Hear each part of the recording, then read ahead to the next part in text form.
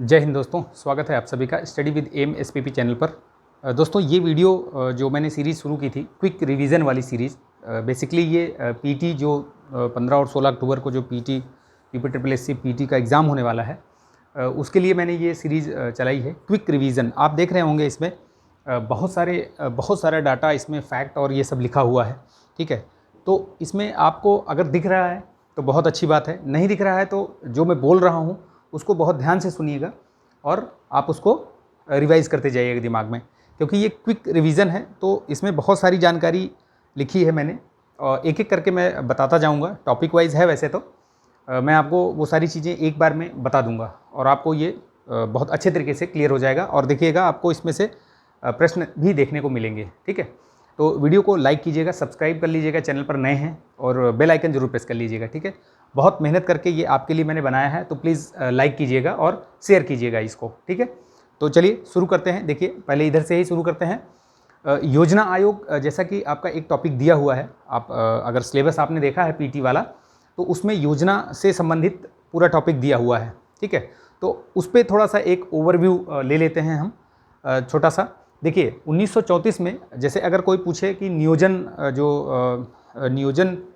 का जो वो है सिद्धांत, या सबसे पहले किसने दिया था, या उसका जनक किसको माना जाता है, तो अपने यहाँ एम विश्वेश्वरैया हैं, उनको माना जाता है। उनकी जो प्लान्ड इकोनॉमी फॉर इंडिया, उनकी एक बुक है, ये भी मतलब आप दोनों चीज़ ध्यान रखिएगा, प्लान्ड इकोनॉमी फॉर इंडिया, उसमें उन्होंने सबसे पहले ये नियोजन शब्द के बारे में बताया और सारी चीज़ें, इसलिए उनको फादर ऑफ प्लान्ड इकोनॉमी के उसमें जाना जाता है। ठीक है, तो ये चीज़ भी ध्यान रखिएगा आप, बहुत महत्वपूर्ण चीज़ बताने जा रहा हूँ, पूरा वीडियो लास्ट तक जरूर देखिएगा। ठीक है, बहुत सारी जानकारी मैं आपको ये छोटे से वीडियो में उपलब्ध करा रहा हूँ। ठीक, तो बहुत मेहनत करके बनाई है, तो प्लीज़ लाइक कीजिएगा, शेयर कीजिएगा इसको। चैनल पर नए हैं तो सब्सक्राइब भी कर लीजिएगा।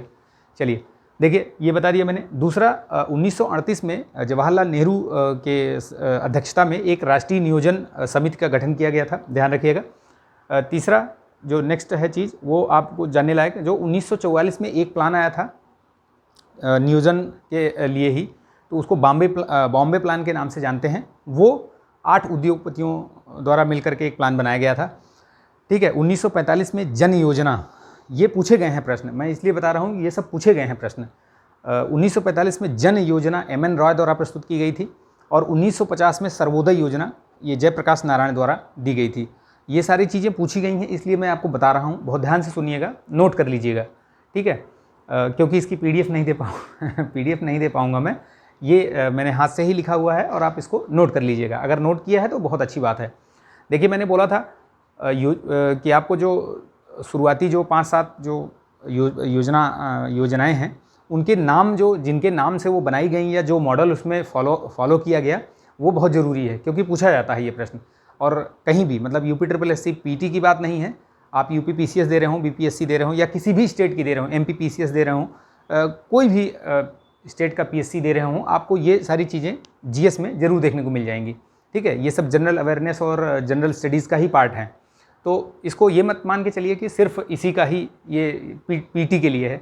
ये आरओ वीडियो वगैरह सभी चीज़ों के लिए है, महत्वपूर्ण है। चलिए ठीक है, देखिए, ये सेकेंड पार्ट हो गया, इसी का बता रहा हूँ मैं यहाँ पे था। तो योजना आयोग का गठन कब हुआ था? योजना आयोग का आज़ादी के बाद जो है, योजना आयोग का गठन हुआ है 15 मार्च 1950 में। याद रखिएगा, डेट बहुत बार पूछा गया है ये। ठीक है, राष्ट्रीय विकास परिषद, योजना आयोग योजनाओं को बनाता था।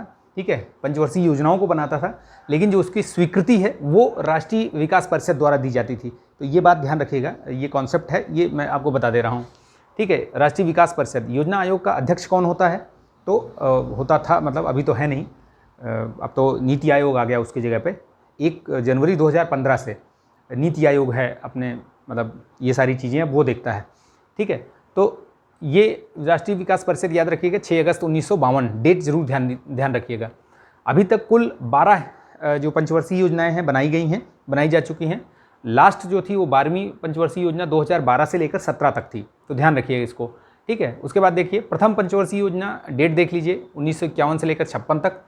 इसका जो मॉडल था वो किस नाम से भी जाना जाता है? वो हेरॉड डोमर मॉडल। नाम याद रखिएगा, क्योंकि मैं नाम इसलिए बता रहा हूँ क्योंकि आपको ये कहीं ना कहीं देखने को मिल जाएगा या पूछ लिया जाएगा। ठीक है, तो आप इस चीज़ को ध्यान रखिएगा।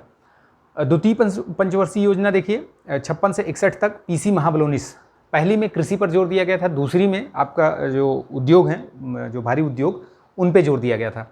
1961 से 66 तक तीसरी रही है, सैंडी एवं सुखमय चक्रवर्ती मॉडल के नाम से जानी जाती है तीसरी वाली। चौथी जो है 1969 से 74 तक रही, ये गॉडगिल फार्मूला के नाम से जानी जाती है। पाँचवीं जो है 1974 से 1978 के बीच में रही, डीपी धर मॉडल के नाम से जानी जाती है पाँचवीं। इसी में जो गरीबी हटाओ का जो नारा दिया गया था इंदिरा गांधी द्वारा, तो वो इसी में दिया गया था। वो भी प्रश्न कई बार पूछा गया है, संभावना है उसकी भी। देखिए ये हो गया यहाँ तक। इसी में एक चीज़ ये ध्यान रखिएगा, योजना अवकाश, ये भी पूछा गया है प्रश्न। योजना अवकाश कब से कब तक रहा है? तो योजना अवकाश जो है 1966 से 67 और 1968 से 1969 के बीच में योजना अवकाश रहा है। ठीक है, ये चीज़ हो गया। अब यहाँ पे योजना वाला जो पार्ट है वो ख़त्म हुआ है। ठीक है, अभी देखते हैं, देखिए थोड़ा सा ज्योग्राफी का पार्ट देख लेते हैं। जैसे सबसे बड़ा द्वीप कई बार पूछा गया है प्रश्न, तो सबसे बड़ा द्वीप जो है वो आपका ग्रीनलैंड है। ठीक है, दूसरे नंबर पे आता है आपका न्यू गिनी। ये आई थिंक यूकेपीएससी में ये प्रश्न पूछा गया था कि दूसरा, मतलब उसमें ऑप्शन दिया गया था और उसमें ये दिया गया था कि सबसे बड़ा द्वीप कौन सा है, तो उसमें बोर्नियो भी था और ये न्यू गिनी भी था।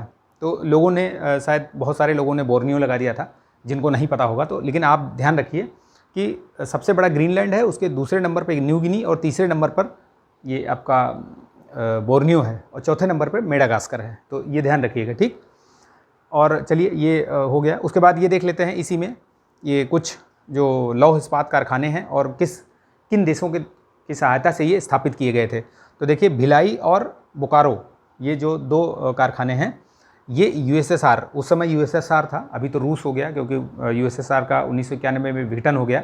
तो ये ध्यान रखिएगा, उस समय के यूएसएसआर के सहायता से ये दोनों स्थापित किए गए थे। दुर्गापुर ब्रिटेन की सहायता से, राउरकेला जर्मनी की सहायता से। ये मैचिंग में आता है या डायरेक्ट भी पूछ सकता है, तो इनको आप ध्यान रखिएगा। ठीक है, चलिए एक इसी के नीचे देख लेते हैं। ये थोड़ा सा अब आपका साइंस या एग्रीकल्चर से उससे पोर्शन से आ गया। देखिए खैरा रोग बहुत फेमस है, बहुत पूछा जाता है, कई बार पूछा गया है। तो ये जिंक की कमी से होता है। साइट्रस कैंकर रोग, ये नींबू में या साइट्रस जो फ्रूट होते हैं, साइट्रस फ्रूट्स में ये पाया जाता है, ये साइट्रस कैंकर रोग। ठीक है, नीचे इसी साइंस से ही रिलेटेड देख लीजिए, ये पदार्थ है और उसका पीएच मान देख लीजिए। ये पूछे गए हैं प्रश्न। लार का 6.5, दूध का 6.4, रक्त का 7.4, यूरिन का 6। तो ये ध्यान रखिएगा इस चीज़ को। अभी करंट से कुछ क्वेश्चन देख लेते हैं, या पहले ये देख लीजिए आप, पहले इसको देख लेते हैं आपका पॉलिटी से रिलेटेड प्रश्न। जैसे अंबेडकर जी ने किस संविधान में किस अनुच्छेद को या किसको संविधान की आत्मा कहा था? तो ये जो अनुच्छेद 32 है, इसको संविधान की आत्मा कहा था। क्यों कहा था? क्योंकि अनुच्छेद 32 क्या है, अगर आपने पढ़ा होगा तो आपको मालूम होगा कि अनुच्छेद 32 में क्या है, संवैधानिक उपचारों से संबंधित अधिकार, यानी कि संवैधानिक उपचारों का अधिकार है। उसमें क्या है कि अगर आपका मौलिक अधिकार, आपके मौलिक अधिकारों का हनन होता है, तो आप सीधे जो है सुप्रीम कोर्ट जा सकते हैं। ठीक है, वैसे पहले हाई कोर्ट जाना है, उसके बाद आप सुप्रीम कोर्ट जाएंगे, लेकिन अगर आप ऐसा लगता है तो आप डायरेक्ट सुप्रीम कोर्ट भी जा सकते हैं। ठीक है, वो ये अनुच्छेद इसमें दिया गया है। इसी के जरिए सुप्रीम कोर्ट जो है वो 5 रिट भी जारी करता है। शिक्षा का अधिकार किस में आता है? तो ये आप याद रखिएगा, 21 का में आता है। ठीक, याद रखिएगा इस चीज़ को। हाँ, कुछ संविधान की जो विशेषताएं हैं वो कहाँ से किन किन देशों से ली गई हैं, वो भी ध्यान रखिएगा। ठीक है, पूछा गया है, ये सारे प्रश्न पूछे गए हैं। देखिए जैसे संयुक्त बैठक और समवर्ती सूची, ये ऑस्ट्रेलिया के संविधान से लिया गया है, वहाँ से प्रेरित है। ठीक है, ऑस्ट्रेलिया के संविधान से संयुक्त बैठक और समवर्ती सूची। मौलिक अधिकार मौलिक कर्तव्य कहाँ से? ये उस समय के यूएसएसआर के उससे संविधान से लिया गया है, ध्यान दीजिएगा। अवशिष्ट शक्तियाँ कहाँ से? तो कनाडा के संविधान से। मौलिक अधिकार और प्रस्तावना का विचार, हाँ ये चीज़ ध्यान रखिएगा, प्रस्तावना का विचार यूएसए से है, लेकिन जो आपका ये वाला कहाँ गया? हाँ, ऑस्ट्रेलिया से प्रस्तावना की जो है भाषा, वो कहाँ से ली गई है? ऑस्ट्रेलिया से। और आपका जो ये है विचार जो है वो यूएसए से है। तो दोनों चीज़ याद रखिएगा, प्रस्तावना की भाषा ऑस्ट्रेलिया से और प्रस्तावना का विचार यूएसए से। धार्मिक स्वतंत्रता कहाँ से कहाँ तक है? तो 25 से लेकर अनुच्छेद 25 से 28 तक है। समान न्याय निःशुल्क विधिक सहायता ये अनुच्छेद 39 का में है। जो नहीं दिख रहा होगा, मैं बोल रहा हूँ, उसको आप ध्यान से सुनिएगा, एक दो बार वीडियो को देख लीजिएगा तो आपको ये सारा चीज़ क्लियर हो जाएगा। ठीक है, माउंट हैरियट मैंने इसको क्यों लिया, ये करंट में भी रहा है इसका, आप अगर आपने करंट में लगातार आप अगर टच में रहते हैं तो आपको पता होगा कि माउंट हैरियट का नाम बदलकर माउंट मणिपुर रख दिया गया है। तो बहुत महत्वपूर्ण है, पूछ लिया जा सकता है। दो चीज़ें, दो तरीके से, कैसे, एक तो ये पूछ लेगा कि माउंट हैरियट कहाँ पर है, तो आप याद रखिएगा कि ये दक्षिणी अंडमान में पड़ता है, पहली बात। दूसरा ये पूछ लेगा कि उसका नाम बदल कर क्या रखा गया है, तो उसका नाम बदल कर रखा गया है माउंट मणिपुर, तो ये ध्यान रखिएगा। ठीक, माउंट सैंडल पीक भी वहीं पे है, उत्तरी अंडमान में पड़ता है। ठीक है, इसी से रिलेटेड, इससे नहीं है, अब ये साइंस से रिलेटेड हो गया। जीवाणु की खोज किसने की थी, तो लिवेनहॉक ने। विजाणु की खोज इवानोव्स्की। और बिच्छू का डंक या चींटी का डंक जो लगता है उसमें मेथोनोइक अम्ल वो है होता है, इसी वजह से वो बहुत ज़्यादा जलन और ये सब पैदा करता है। ठीक है, अभी कुछ चीज़ें जो बची हुई हैं वो ये आपका करंट अफेयर से बचा हुआ है। देखिए मैं उसको भी बता दे रहा हूँ फटाफट, बहुत टाइम नहीं लूँगा। एक छोटा ये क्रिस्प वीडियो है और आप इसको 2 बार देख लीजिए, आपका ये सारा चीज़ क्लियर हो जाएगा। ठीक है, अब देखिए रैम्प योजना, RAMP, रैम्प योजना, ये कार्यक्रम किससे संबंधित है, तो आप सूक्ष्म और ये लघु उद्योग से संबंधित, MSME से। ठीक, किस देश में भारत द्वारा पहला IIT स्थापित किया जाएगा, तो UAE में स्थापित किया जाएगा, ये ध्यान रखिएगा, करंट का है, ये बहुत महत्वपूर्ण है, पूछा जा सकता है। देश का पहला ई-वेस्ट इको पार्क कहाँ पर खोला जाएगा, तो नई दिल्ली में खुलेगा, ध्यान रखिएगा। पादप आधारित पहली जो कोविड-19 वैक्सीन है वो किस देश ने उसको ऑथराइज़ किया है, तो वो कनाडा ने। ठीक, याद रखिएगा।